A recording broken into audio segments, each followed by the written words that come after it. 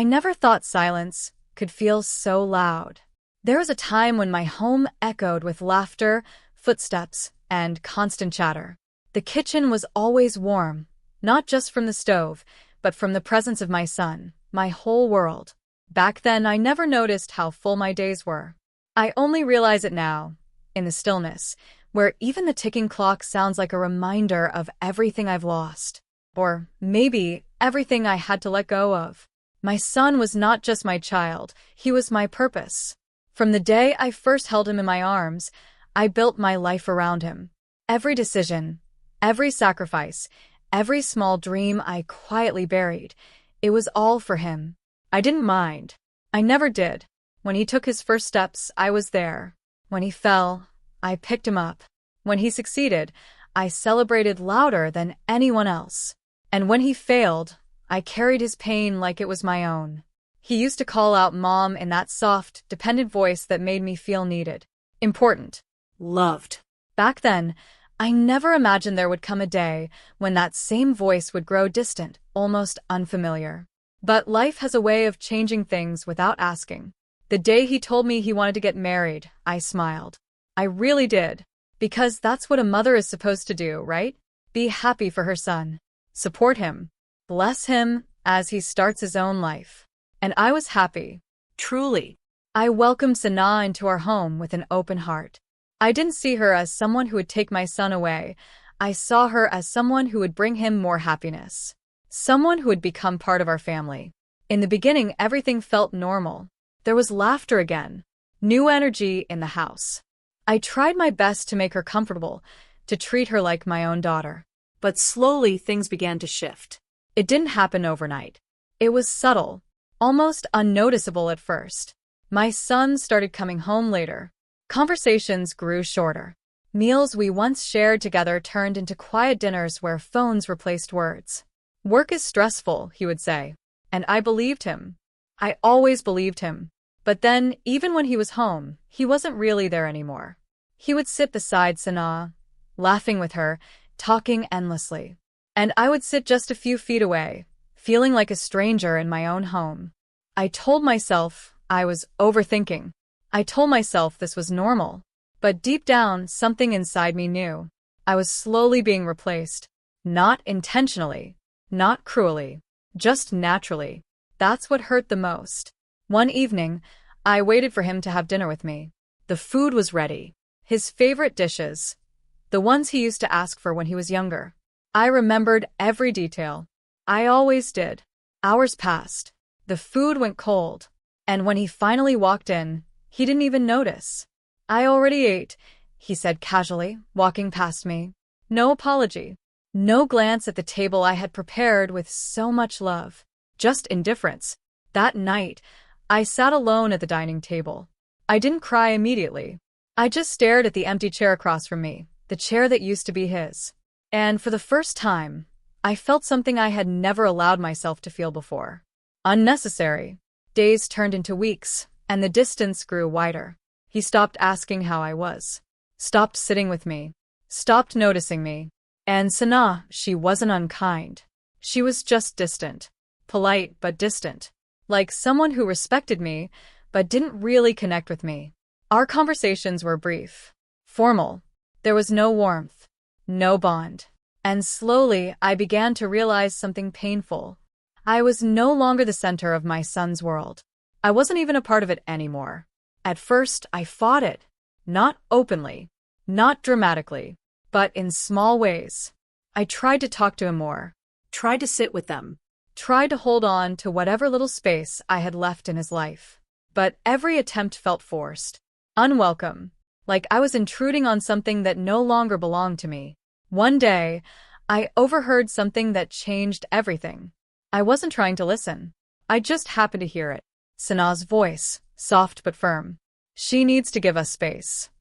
There was a pause. And then my son's voice. I know. I'll handle it. That was it. No anger. No harsh words. But somehow, those few words shattered something inside me. She needs to give us space. She. Not Mom. Not the woman who gave him everything. Just she.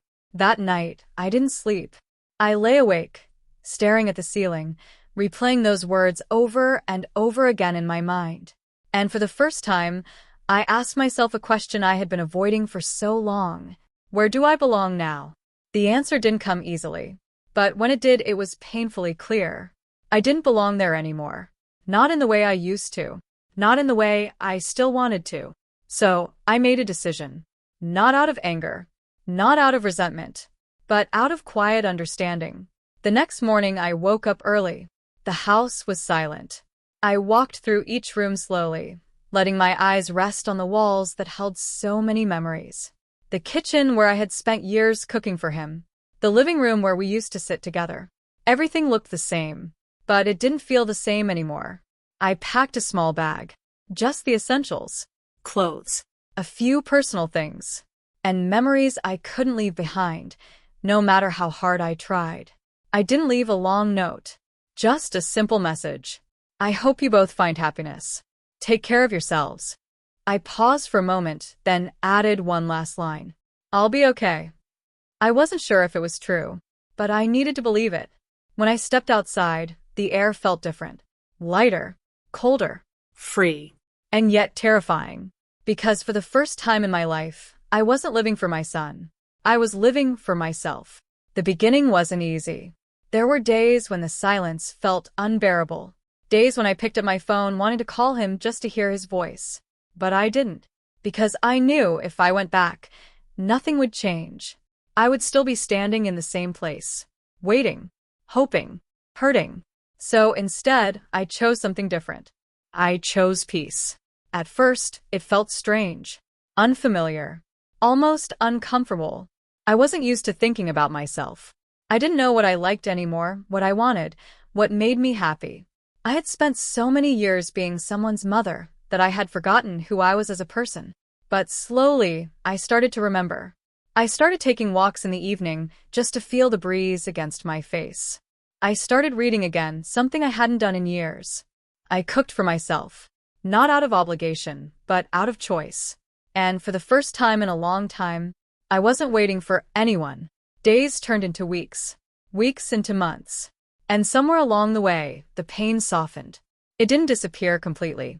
I don't think it ever will. But it became quieter. More manageable. One day, my phone rang. I looked at the screen. It was my son. My heart skipped a beat. For a moment, I hesitated. Then I answered. Mom. His voice sounded different. Uncertain, like he didn't know what to say.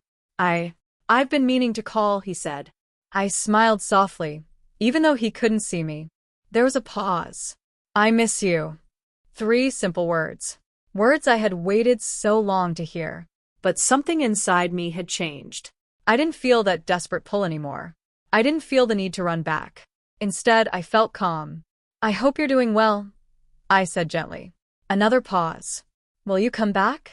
The question hung in the air. And for a moment, I closed my eyes. Not because I didn't know the answer, but because I needed to accept it fully.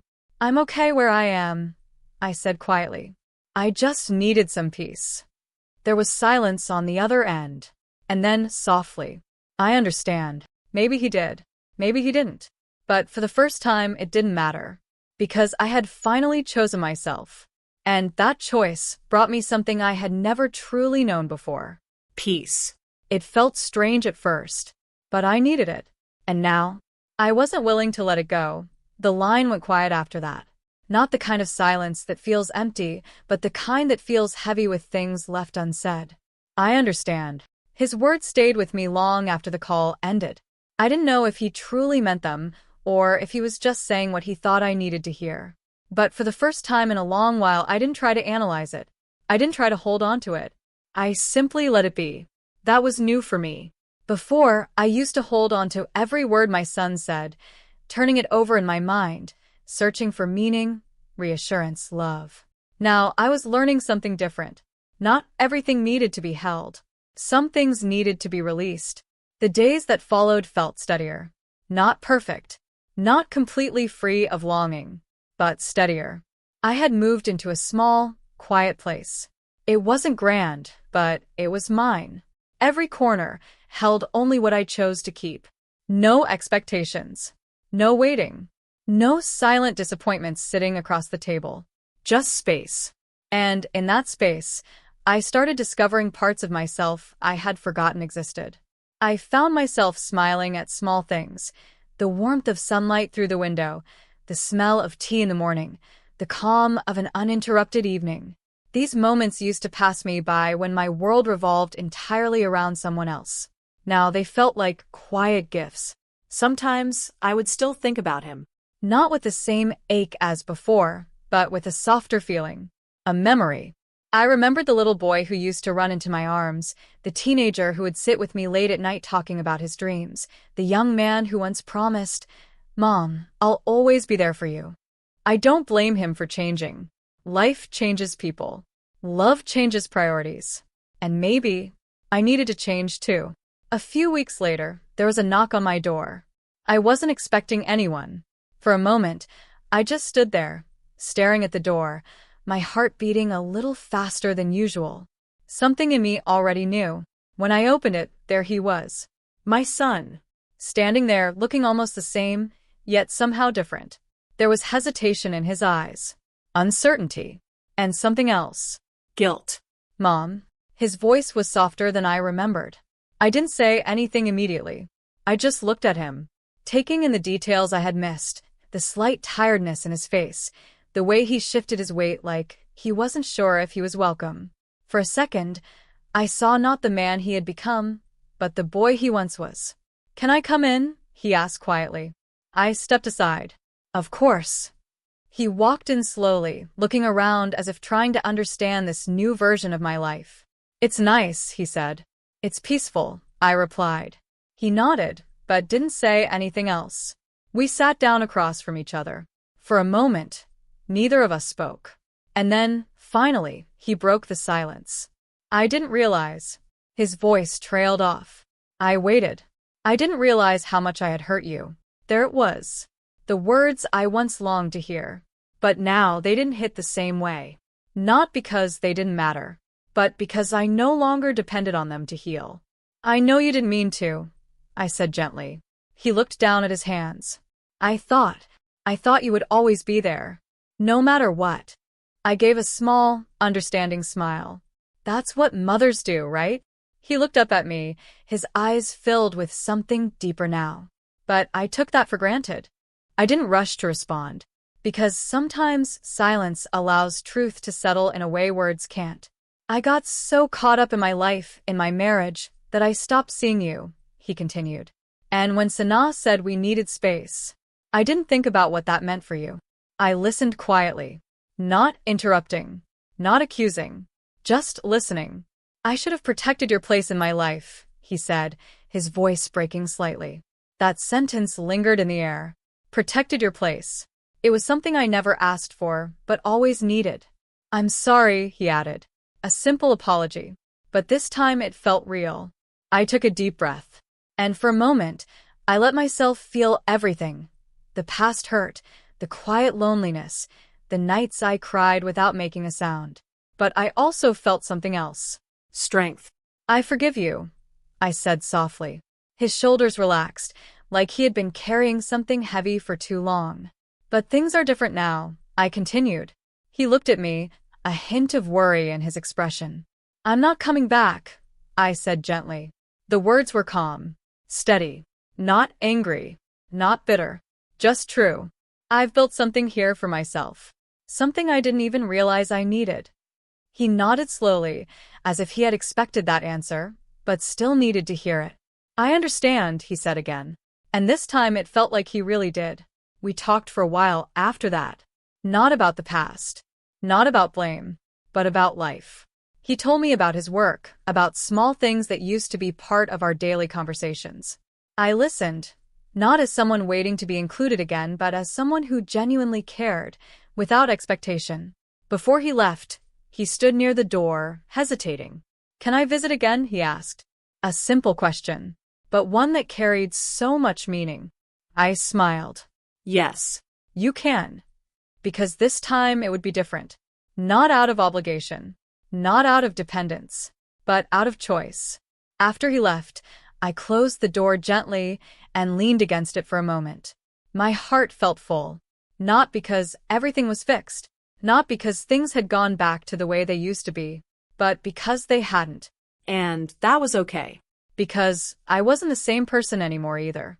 I walked back into my small living room, the quiet surrounding me once again. But this time it didn't feel lonely. It felt like peace. Real peace. The kind that doesn't come from being needed, but from knowing you are enough, even when you're not. I sat down by the window, letting the sunlight fall across my face. And for the first time in a long time, I didn't feel like I was missing something. I felt complete. Peace had once felt strange, unfamiliar, almost uncomfortable. But now, it felt like home. That evening, as the sun slowly disappeared behind the buildings, the sky turned into soft shades of gold and gray. I sat by the window, holding a cup of tea that had long gone cold, but I didn't mind. For once, I wasn't rushing. I wasn't waiting. I wasn't hoping for footsteps at the door or a voice calling out from another room. There was just stillness. And within that stillness, something inside me felt settled in a way I had never known before. Days later, a small package arrived. No return address was written clearly, but I already knew. My hands moved slowly as I opened it. Inside, there was an old photograph. I recognized it instantly. It was from years ago, my son as a little boy, sitting beside me, his tiny hand wrapped tightly around mine. We were both smiling, the kind of smile that only exists when love is simple and unquestioned. Tucked behind the photo was a note. His handwriting. Slightly messy, just like it used to be. I unfolded it carefully. Mom. I didn't lose you. I just stopped seeing you. And I'll regret that for the rest of my life. But I'm grateful you chose yourself. Because now I see you not just as my mom, but as a person I should have valued more. I don't expect things to go back.